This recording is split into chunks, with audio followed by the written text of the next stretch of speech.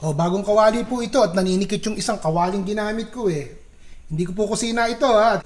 2 kutsarang mantika. Sibuyas. Damihan na po natin ng sibuyas. Bawang. Okay, gisahin po natin ng bawang at sibuyas. Mga 2 minuto, ilalagay ko na po ang kamatis. Lalagyan ko na po ng paminta. Wala na yata silang paminta. Ako, wala na nga, makabili nga. Konti pong toyo. Mga 1 kutsara lang. Baka umalat ng matindi eh.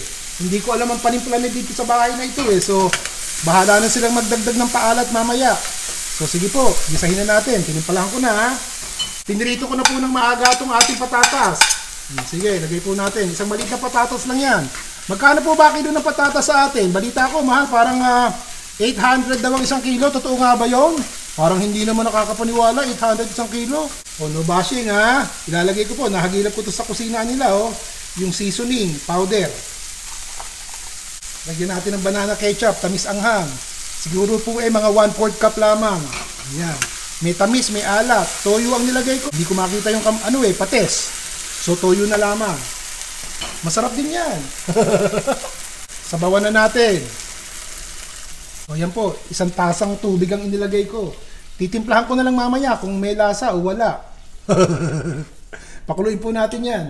Nasa lamesa pala yung paminta. O, lalagyan ko na po. Kanina, muestra ako ng muestra na naglalagay ko paminta. Wala naman lumalabas eh. Titikman ko nga. Ayos na. O, kumukulo na. Lalagyan ko po ng 1 kutsarang mantikilya. O, tunawin po natin yan. Ilalagay ko na yung pasas. At saka yung konting sibuyas na pula. Ay, sibuyas na pula.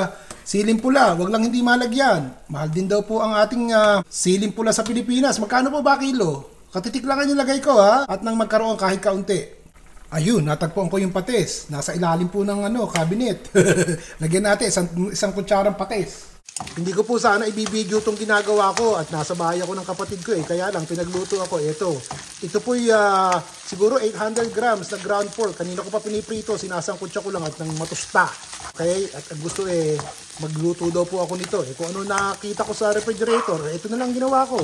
So, tustahin muna natin yan ha. 800 grams po ng ground pork, yung may taba-taba. Baka po magtaka kayo. Ako po ito, hindi ko kusina. At ako po yung nakikikusina. Nagbabakasyon ako sa bahay ng kapatid ko. Kagigising ko lang, ako yung pinagluto. O, isalin po muna natin ha. Hindi ko na masyadong tinusta. Nagmamadali po ako eh. Okay na yan. Giniling na baboy. Alagay ko na po itong ating tinustang giniling na baboy at kumukulo na itong ating sarsa eh. Ayan. Ganyan. Haluin ko po ha. Bago ko po hanguin, lalagyan ko ng keso. Ayan. Mga kalahating tasa ng ginayat na keso. Parmesan cheese po.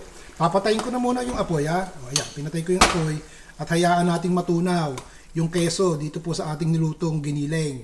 Ayos na to. Pag ito po lumamig, siyempre, lalapot ang sabaw. Talagay ko yung magugustuhan nila. O kaysa naman wala. Maliligo na ako ha. Diyan na kayo. Teka muna.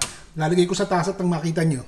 Masintabi na po. Wala po ako sa kusina ako at nakikikusina lang po ako dito at nagbabakasyon ako ng ilang araw dito sa bahay ng kapatid ko. Nahilingan po ako magluto. Maliligo po muna ako ha. Diyan na kayo at maglilimayong kami. Hanggang sa susunod po.